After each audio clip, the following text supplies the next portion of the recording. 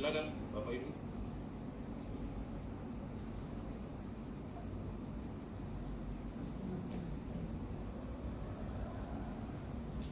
Baik, Prof.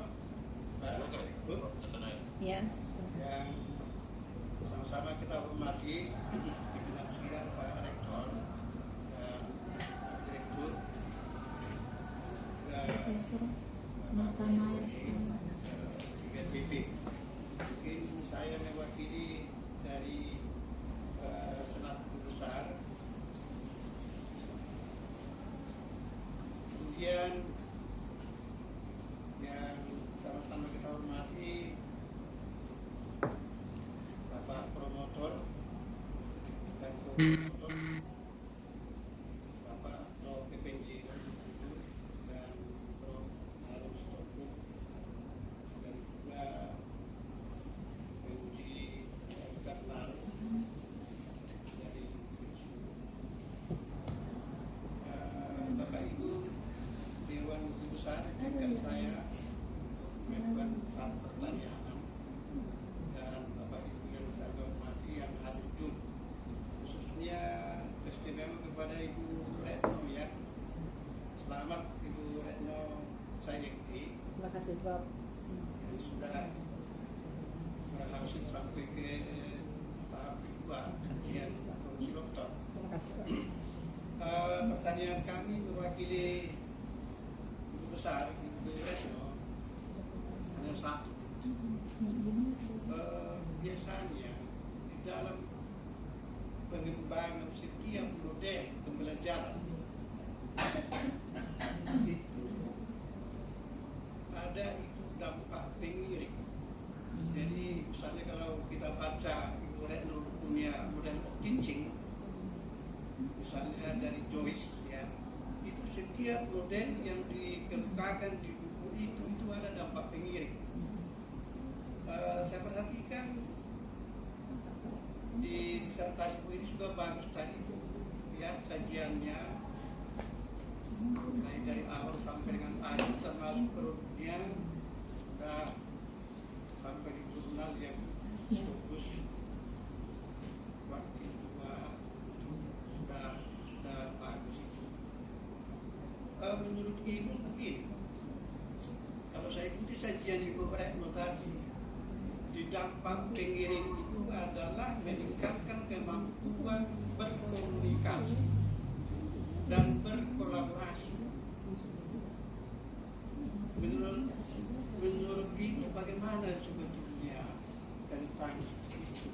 Karena di dalam model pembelajaran yang Ibu kembangkan, 50% daring, 50% di kelas tatap muka. Di konsep daripada dampak pengiring itu tidak diajarkan. Contoh keteladanan dosen. Kita mengajar kalau offline, kita tidak perlu mengajarkan bahwa disiplin adalah begini, tapi kita hadir tepat waktu, kan gitu kan, kita selesaikan sesuai dengan aturan. Nah, kira-kira begitu. Jadi kalau daring, apakah daring ini bisa meningkatkan kemampuan komunikasi dan berkolaborasi, atau sebaliknya? Kalau misalnya kemandirian, oke, saya setuju kalau kemandirian, karena daring tentu harus bisa belajar mandiri. Tetapi kalau berkomunikasi, kemampuan berkomunikasi, berkolaborasi, kalau daring kan tentu di tempat masing-masing mahasiswa. Bagaimana argumentasi Ibu Retno ini? Silakan Ibu. Terima kasih, Prof. Pertanyaannya luar biasa. Jadi ya benar, memang betul tadi saya menyampaikan ada aspek pengiring dari pengembangan modal smarter yang saya kembangkan ini, yakni diantaranya adalah pengembangan komunikasi dan berkolaborasi. Tentu ini dipertanyakan terkait karena memang ini kan 50% online dan 50% tatap muka. Jadi kan artinya tatap mukanya sedikit gitu ya, hanya 8 kali tatap muka. Lalu bagaimana berkolaborasi? Baik, Prof. Jadi sebetulnya dalam model saya ini untuk bisa memfasilitasi memfasilitasi komunikasi dan kolaborasi dengan daring ini tentunya menggunakan media seperti kalau di dalam pembelajaran model smarter ini saya menggunakan tools yang disebut dengan wiki, Prof. Jadi di dalam LMS itu ada namanya satu fungsi wiki yang membuat mahasiswa itu bisa sama-sama bekerja bersama. Jadi satu template yang sama, tetapi masing-masing berkontribusi gitu. Jadi misalnya ini yang bekerja kemarin itu dalam satu grup, saya buat grupnya itu sekitar 3-5 orang. Jadi 5 orang bisa bersama bekerja dalam satu template yang sama, sehingga bisa mereka saling berkontribusi, dan kita sebagai dosen juga akan bisa memantau siapa sebetulnya yang menyusun hasil pekerjaan ini. Itu akan bisa terpantau karena mereka login dengan menggunakan nama masing-masing, sehingga kita bisa dapat melihat tingkat kolaborasinya seperti apa. Apakah mereka betul masing-masing punya kontribusi di dalam hasil pekerjaan. Kemudian siapa yang tidak ikut berkontribusi juga bisa dipantau di dalam grup itu, gitu. Jadi itu kemudian dari segi, jadi kolaborasi itu memang kelihatan ada gitu, bisa dilakukan dengan menggunakan tools yang disebut dengan wiki di dalam LMS Moodle tersebut.